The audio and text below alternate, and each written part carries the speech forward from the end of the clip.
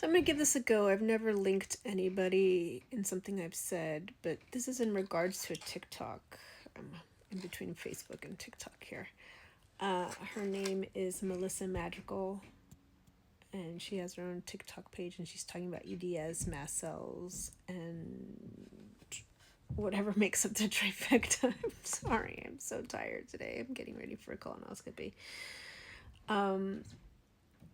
And I wrote, and POTS, the trifecta. So this is what I wrote.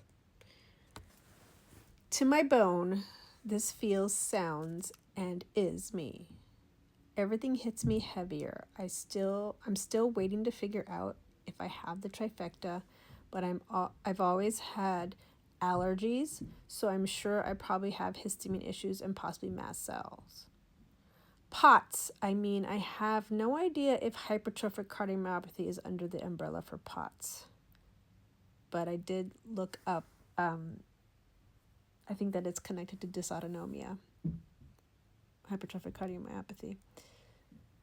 I'm half Greek, and we were always talking about nevra, nerves, so proof is in the pudding, I guess.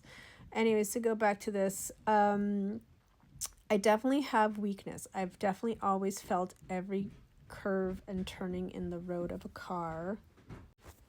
Like, I never think I got, like, extreme car sickness, but I would be like, ooh, sensitive, ooh, this, ooh, mom going fast in the car, or roads, even to this day. And my kids are like that, too. Our senses are very sensitive, and we have, I don't know if it's just we feel things sensitively or we have a hard time processing things sensitively. Anyways, that's another thing. Especially going up on the mountains. I'm just sensitive in every way, and I feel like this connects to this specifically. What's crazy is tomorrow I'm going for my first colonoscopy, and I'm going to have to go under anesthesia. So the original video that I'm hoping will be in the link will talk to you about how EDS, mast cells, and POTS interfere with anesthesia or vice versa. And in the video, she talks about how you usually feel things heavier, you have a hard time waking up, blah, blah, blah, blah, blah, blah. Everything hits you harder with processing and medication and stuff. And I'm like, I've always felt like that person. I'm going to go under anesthesia. I haven't been under anesthesia since 1997. I had my appendix taken out. I remember feeling like a Mack truck hit me trying to wake up. Just like a heavy weight. I mean, maybe Mack truck is not, but like just feeling like, oh my God, what is this weight on me? I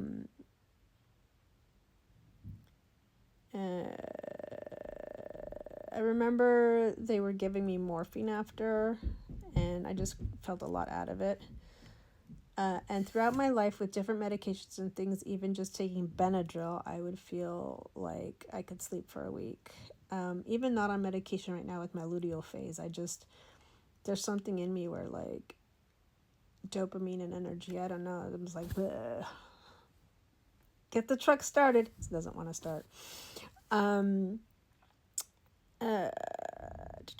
I feel like I'm down for the count. This seems to be an immune system, gut health, nervous system issue.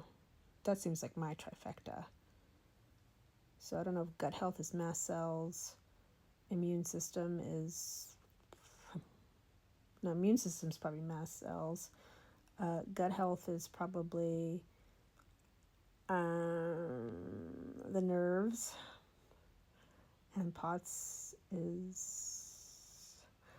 I am losing my thought patterns now. This is not very well put together. What was I saying? Immunity. I guess the heart might be closer to immunity. And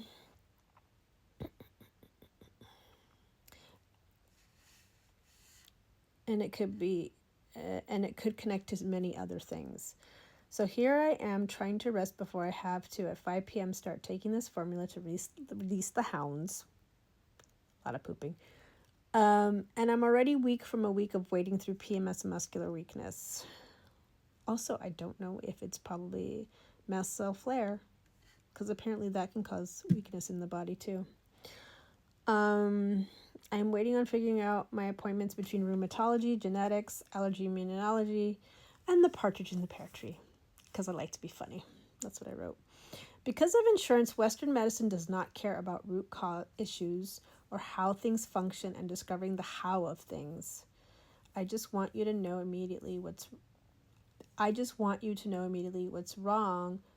They just want to know immediately what's wrong so they can just zap it and never really follow the journey of the how or the why. Us neurodivergent people are here to show you have to look at form and function to understand what's getting lost in translation and what's causing chronic illness, invisible illness and disorders. It makes me insanely pissed off and angry that I keep screaming at the top of my lungs how women like me should be in research studies. Why aren't your hospitals and your doctors seeing me as a patient that needs to be researched to help science understand what women are going through to put together the pieces of the puzzle, not just for cures, but to understand the overall happenings. I guess it's just more fun for us to be bounced back and forth from different referrals and to end up paying out of pocket for the answers we really need. So yeah, dysautonomia seems like the highest one. Whether I have EDS and mast cells or just mast cells or something, there's something there. It seems the most clear to me.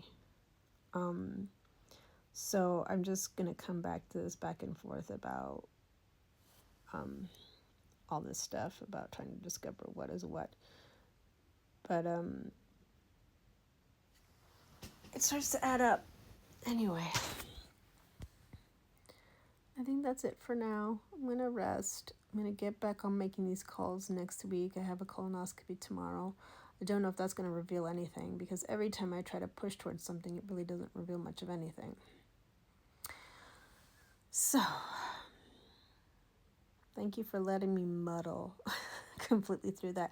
And I'm going to put the link to the video that better talks about the triangle of EDS, mast cells, and POTS, and how it has its effects, or how anesthesia affects it. And I think that's worth looking at for anyone. I haven't been under anesthesia since 1997, so I don't know if I'm going to have an adverse reaction or not. But I'll let you know. All right.